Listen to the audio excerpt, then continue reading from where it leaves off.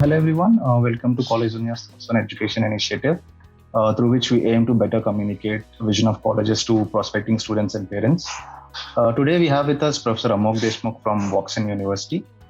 His area of interest is cybersecurity, machine learning, computer networks, and web technologies.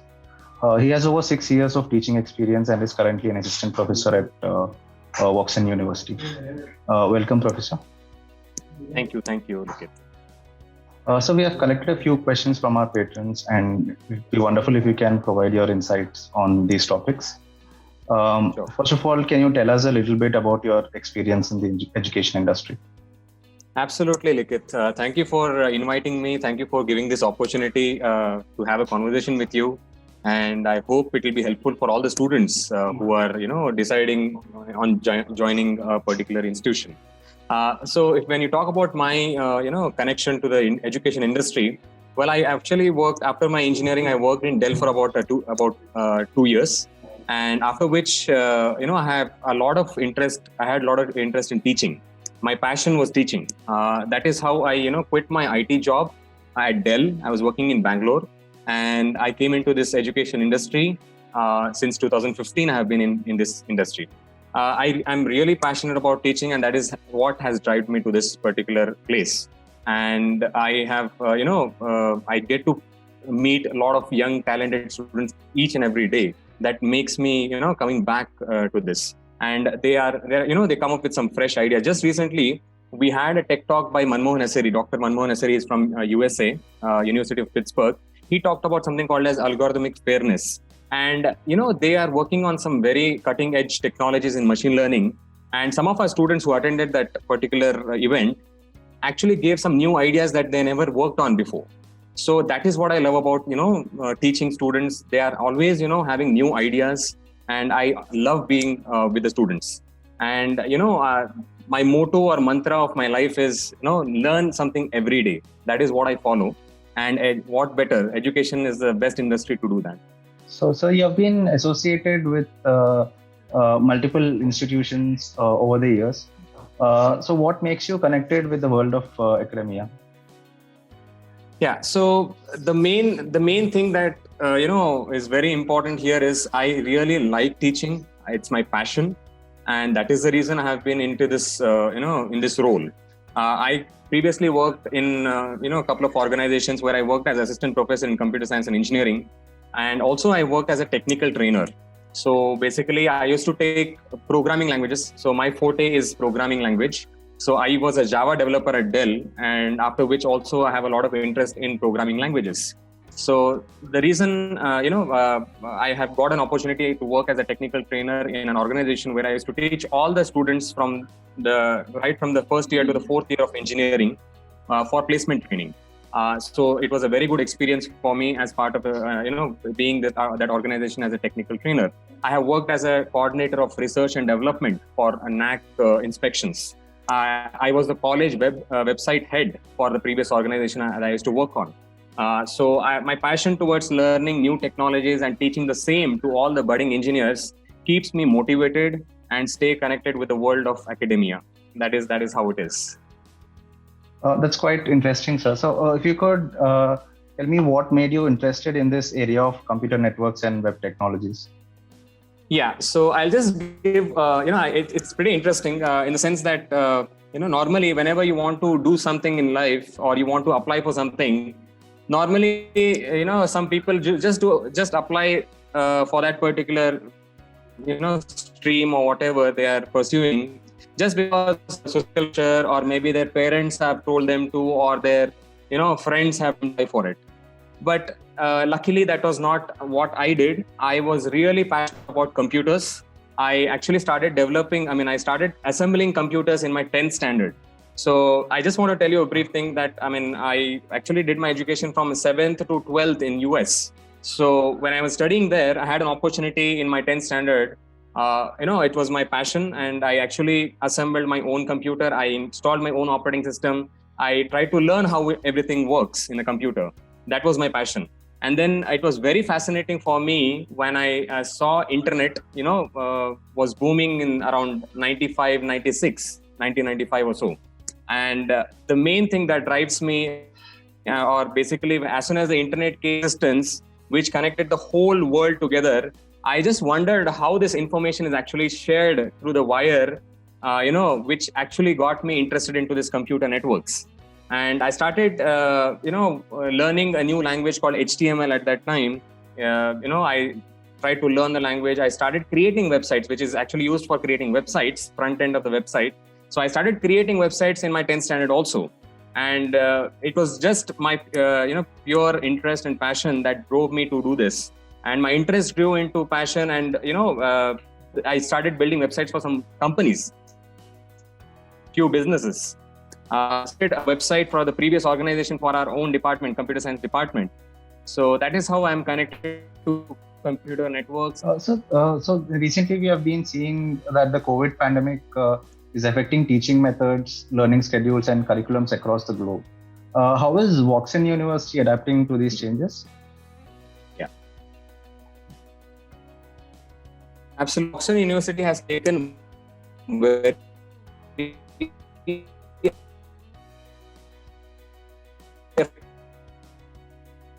towards adapting to the new new management system called Moodle that we use. So basically, top 80% of the universities, foreign universities you take around the world, we use this learning management system called Moodle. So it's a one-stop shop or a place where students get all the updates about the schedules, the assignments, quizzes, and so on. All the assignments and quizzes are graded online. So as we are taking classes online, everything has to be done online, right? So all the assignments and the quizzes are given online to the students, and they are supposed to solve it, and they have to give it at a particular date. And the grade is given online. Hence, the students get an update immediately as soon as the faculty updates the marks. Quizzes can be taken on the LMS platform, as well as marks are instantly updated. And apart from that, we follow an international model to assess our students. So 70% of the assessment is done for the daily assessments that we have for the students. 30% of the assessment is done for the final exam. That is what it is followed all around the world.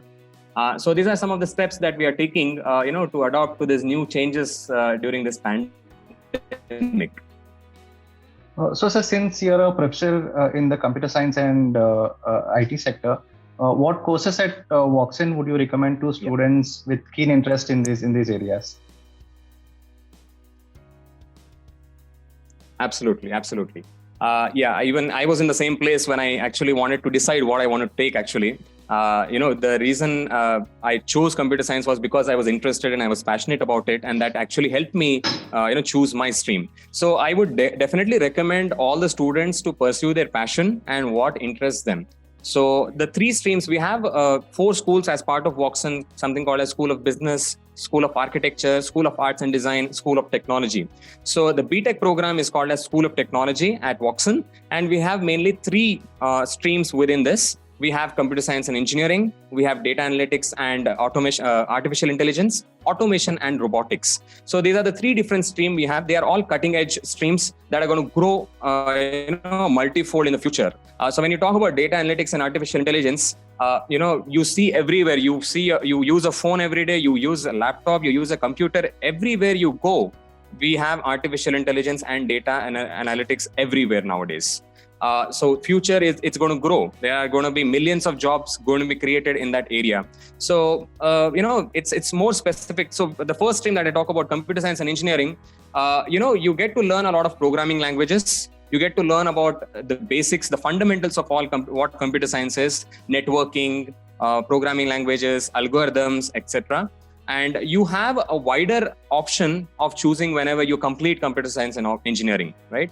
So when you talk about data analytics and artificial intelligence, it's more specific. So if you want to get into a career which needs you to be an expert in artificial intelligence or data analytics, then I would prefer the students to please go ahead and take this data analytics and artificial intelligence, which basically deals with machine learning algorithms, right? How data analysis is done. We have for this a world-class lab called as Data Analytics Lab, which can be used for this particular stream of students. And we also have another stream called Automation and Robotics.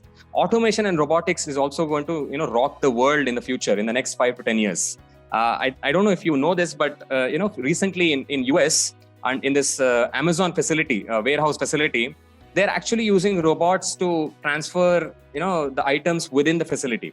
So normally what happens is if a customer gives an order to Amazon, a person employee who's working at the warehouse, Amazon warehouse, he will pick up that item and put it to ship it to wherever it's supposed to go. But nowadays, Amazon have bought some in-house, robots which move around autonomously. There's no one who's controlling those robots. It moves autonomously, and they will transfer all that. Whatever packages are there, they will send it to different places automatically. So that is one very big advantage that US Amazon have, the customers have, is that if you order within 1 hour, you'll get your package, right? That is still not there in India, but in US we do have that because of this automation and robotics. And in the next 5 to 10 years, it's going to grow multifold. These are the 3 streams I would definitely recommend all the students to go through. If they can go to the website, Auxin website, they can see what are the different topics covered, and if they do have any queries, they can always get back to us. So these courses are really at the cutting edge of technology. So in this sense, how does Auxin University's curriculum ensure best practices in the industry? Absolutely. So I'll be very happy to share this, that the curriculum at Auxin University is made by some, we have something called as Board of Studies members. So BOS, it is called as BOS. So these members, they comprise of renowned academicians and philanthropists. So I'll just give you a quick glance of who we have as part of Board of Studies who decide the curriculum for this university. We have Dr. Shobhan Babu. He's from IIT Hyderabad. He's an expert in data analytics, big data analytics, graph theory, and algorithms. We have Professor Stuart Russell from University of California, Berkeley, San Francisco. He is an expert in computer science and neurosurgery. We have Professor Sandeep Shukla from IIT Kanpur. He is an expert in system level design, embedded systems, distributed and network systems. We have another person, Dr. Vishal Gupta. He's a co-founder of Design, company called Design, and he has done his PhD in artificial intelligence from Madrid. We have Dr. Chandan Reddy from Virginia Tech. Actually, I stayed in Virginia for about 6 years. I was studying in that state. So he hails from that particular place also, Dr. Chandan Reddy. He's working in Virginia Tech as an assistant professor in data analytics. He's expert in data analytics, natural language processing, web search, and so on. We have one more, a philanthropist or an expert called Mr. Sachin Desai.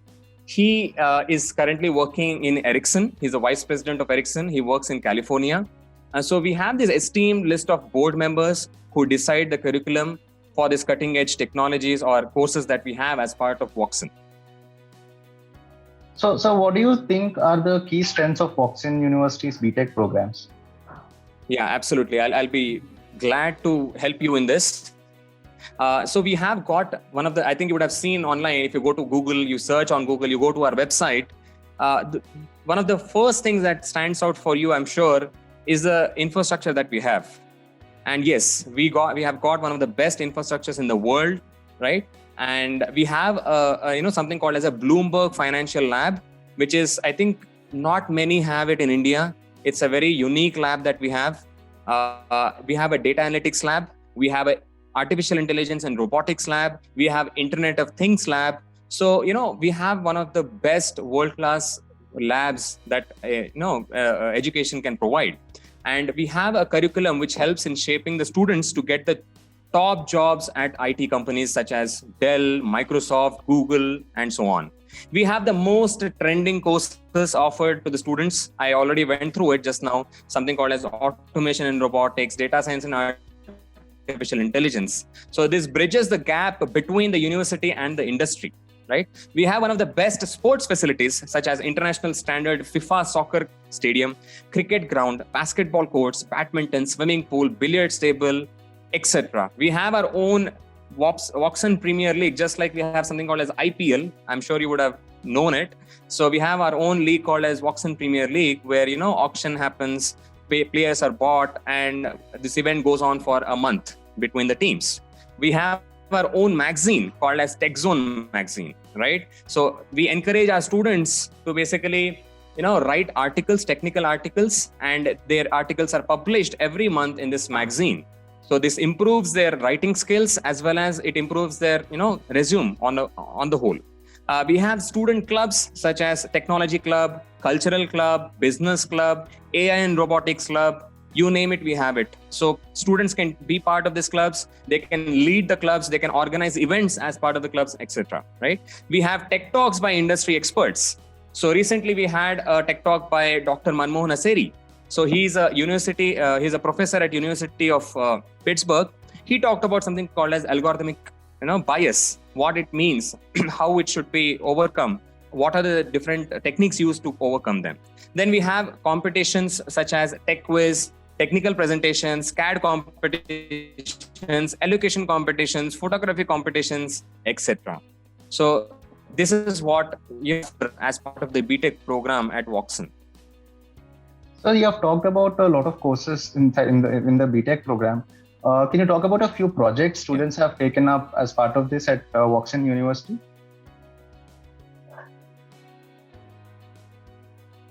Yeah. So when I say, right now, a lot of students, as you know, it's a pandemic that is going on. So they are actually so we are in online classes. So this BTech program started just last year, that is in 2020, as soon as this Voxen became a university and this BTech program started, and the students joined us. As soon as they joined us, again, there was a lockdown. So they were not, in the campus for too long, but whatever 2 or 3 months they were in the campus, they have created a few projects. They have created a robot called as color sorting robot. So basically they have created using an Arduino system, a microcontroller system, where if you place balls in front of that robot, it will basically sort based on that, the color of the ball. So there are light sensors as part of that Arduino microcontroller, and they have written a program. It's a visual based programming language that they use, where they can drag and drop things and they can create a program out of it. And basically they have created this particular robot called as color sorting robot, which sorts different balls based on the color. They've also created something called as self-balancing robot. So this robot is also very interesting in the sense that, if you just poke that, it keeps on moving forward. You try to, move it to the right, or you try to, press it with your hand, it will try to balance itself. You try to make it fall down, it will try to balance itself, right? So similarly, they have used Raspberry Pi microcontroller, and they have written some programming language as part of it to program this robot, which balances on its own, right? And we also have the students created something called as a quadcopter. So it was a completely in-house quadcopter that they had done as part of the lab. So with all the innovations in this sector, the industry is constantly evolving. So what do you suggest students should do to be better equipped in this environment? Absolutely. You're absolutely right. Students have to keep themselves updated, as we have new technologies evolving each and every day. So I would definitely suggest the students to go through a programming language called Python. Now, Python is a very, very important technology or a programming language that you have to learn. It is a must. For example, if you take in maybe around 1995, you would get an IT job if you could move a mouse. Okay. So that is how job market was in around 1995 or 2000, early 2000s.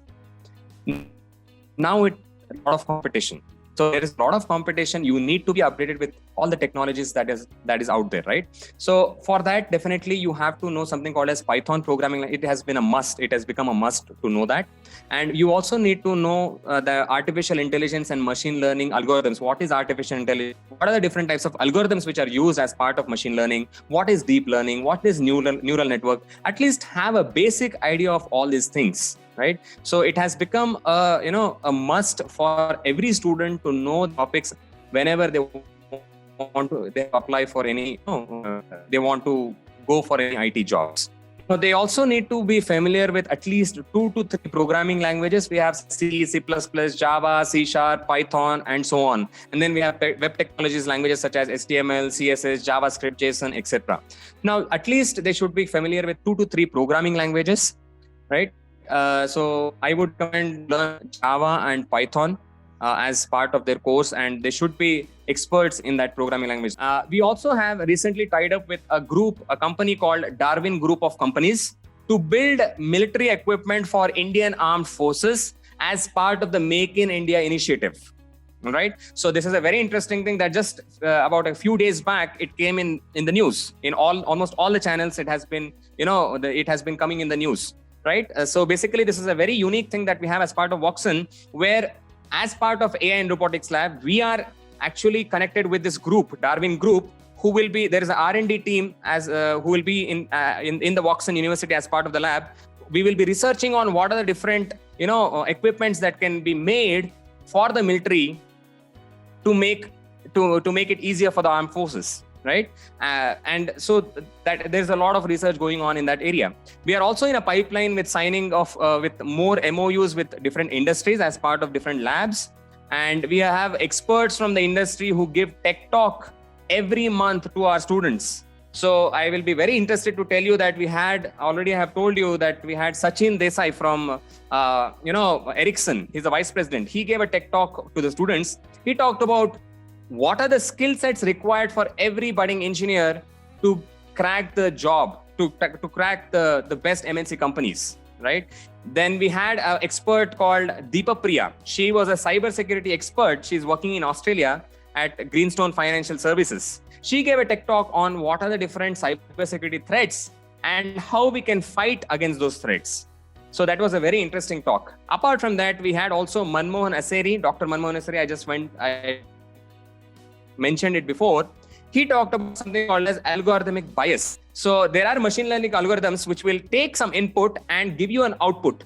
But what if the output is biased to a particular thing? How to solve the bias problem as part of the machine learning is what he talked about. So it was very interesting, and students were enlightened in that area of algorithmic bias.